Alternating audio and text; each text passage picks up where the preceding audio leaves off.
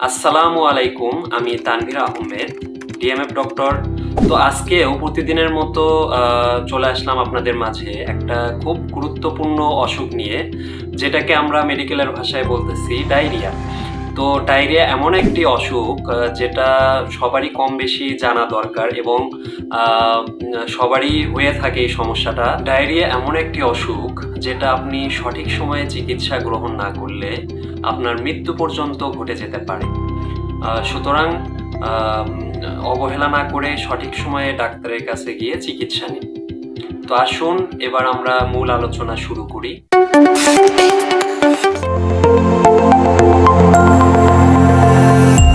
Diarrhoea হচ্ছে এমন একটি অবস্থা, আমরা মেডিকেলের ভাষায় বলে থাকি passage of loose stool more than 3 times per day. অর্থাৎ একটা মানুষ স্বাভাবিক দিনে 2 বার থেকে 3 বার টয়লেট করতে পারে, সেখানে যদি 4 থেকে 5 বার আপনার মলের থেকে পানির পরিমাণ বেশি যায় বা সেই পায়খানাটা যদি খুব নরম হয়, সেটাকেই আমরা ডায়রিয়া হিসেবে ধরে নিই। কি কি জীবাণু দ্বারা ডায়রিয়া হতে পারে আসুন জেনে নিই। রোটাভাইরাস দ্বারা হতে পারে, ব্যাকটেরিয়া দ্বারা হতে পারে, প্যারাসাইট দ্বারাও হতে পারে, কিন্তু বেশিরভাগ ক্ষেত্রে রোটাভাইরাস দ্বারাই ডায়রিয়া হওয়ার সম্ভাবনাটা বেশি থাকে। আসুন কি কি কারণে ডায়রিয়া হতে পারে সংক্ষিপ্ত আকারে জেনে নিই।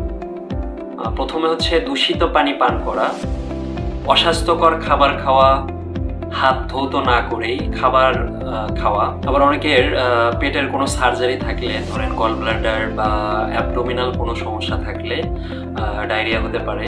আবার অনেকের ক্ষেত্রে দেখা যায় বেশি পরিমাণে স্ট্রেস, তাদের ক্ষেত্রে যেটা হয় বাওয়াল মুভমেন্টটা খুব বেশি পরিমাণে হয়, যার কারণেও ডায়রিয়া হতে পারে। আবার অনেক সময় হোটেলের অস্বাস্থ্যকর নোংরা পরিবেশের খাবার গ্রহণের কারণেও এই ডায়রিয়াটা খুব স্বাভাবিকভাবে হতে পারে। আবার অনেকের ক্ষেত্রে মেডিকেশন, যেমন অ্যান্টিবায়োটিক টাইপের ঔষধ ডোজ বেশি হওয়ার কারণেও বা ডোজ বেশি সেবন করার কারণেও ডায়রিয়া হতে পারে। এবার আমরা সংক্ষিপ্ত আকারে ডায়রিয়ার লক্ষণ সম্পর্কে জেনে নিই। প্রথমত, দিনে 3 থেকে 4 বার বা 5 বারের উপরে টয়লেট হলে সাধারণত আমরা ডায়রিয়া হিসেবে ধরে নিই। অনেকের ডায়রিয়ার সাথে জ্বর, পেট ব্যথা, বমন ইত্যাদি সমস্যা নিয়ে আমাদের কাছে একজন রোগীও আসতে পারে। তো স্বাভাবিকভাবে একজন ব্যক্তির যদি দিনে 6 থেকে 7 বার পাতলা পায়খানা হয়, অর্থাৎ মলের থেকে পানির পরিমাণ যদি বেশি বের হয়ে যায়, সেই ক্ষেত্রে ইলেকট্রোলাইট ইমব্যালেন্সও হতে পারে। খুব স্বাভাবিকভাবে রোগী পানি স্বল্পতাতে ভুগতে পারে। তো আসুন এবার আমরা ডায়রিয়ার প্রতিকার সম্পর্কে একটু জেনে নেই।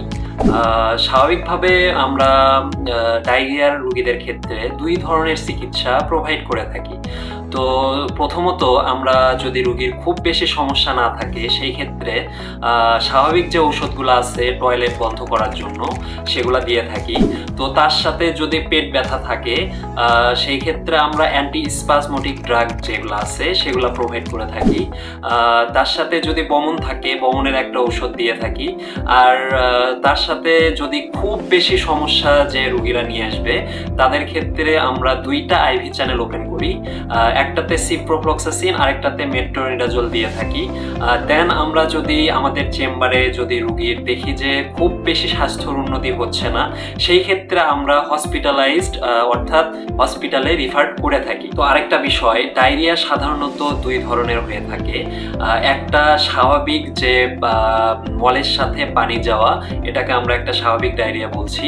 আরেকটা হচ্ছে মলের সাথে যদি রক্ত যায়, সেটাকে আমরা ডিসেন্ট্রি বলে থাকি। তো এই বিষয়ে ইনশাআল্লাহ পরবর্তীতে একটা ক্লাসে আলোচনা করার চেষ্টা করব। তো আজকে এই পর্যন্তই।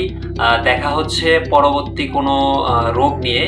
সে পর্যন্ত সবার সুস্বাস্থ্য কামনা করে আজকের মতো এখানেই বিদায় নিচ্ছি।